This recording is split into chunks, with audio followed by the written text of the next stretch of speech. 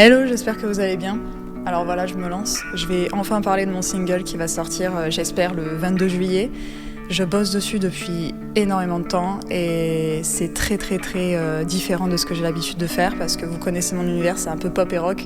Et là, je me suis poussée un peu plus métal et l'univers me titille depuis un petit moment. Donc je me suis dit, je me lance. Voilà, c'est pas un univers facile parce qu'il y a beaucoup de guitare électrique dedans. Vous allez voir, je vais vous donner un court passage du morceau que je vais sortir.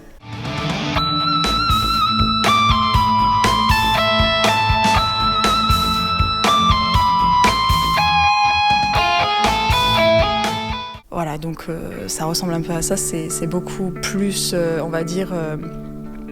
J'ai fait 64 pistes, donc il y a beaucoup plus d'instruments. Et ça fait beaucoup de master à faire et c'est pour ça que j'ai pris du temps. J'ai beaucoup réfléchi sur est-ce que je me lance sur le métal. C'est un univers qui me plaît de plus en plus et ça touche le rock, donc c'est pas loin non plus. Et en même temps, je fais cette vidéo sur YouTube, pas sur Insta, parce que vu que je fais vraiment... je vais parler beaucoup de mon single et de pourquoi j'ai créé ça et de l'histoire. Je pouvais pas faire une minute sur Insta, c'était vraiment trop court. Voilà, donc l'univers que j'ai choisi pousse sur le hard rock et le rock metal. Et en gros, ça a parlé de la mythologie nordique. Ça a parlé d'une sirène démoniaque qui est aux portes de l'entrée de l'univers de Freya.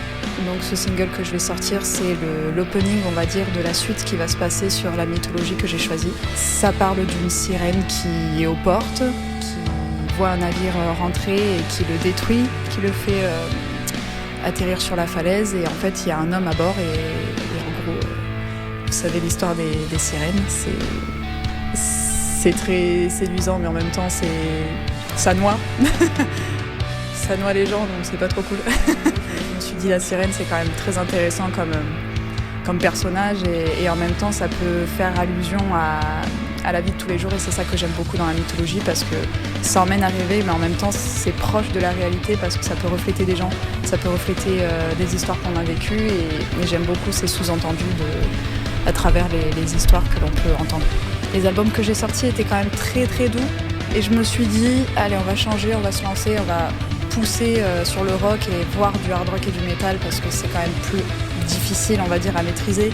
Voilà, ça apprend aussi sur soi-même à voir qu'est-ce qu'on peut faire au niveau de la voix, qu'est-ce qu'on peut faire au niveau de l'instru. J'ai fait 64 pistes en mastering, donc c'est beaucoup. J'étais très difficile sur les instrus et je voulais faire des collabs avec des gens, mais à chaque fois ça m'allait pas, donc j'espère que ça vous plaira.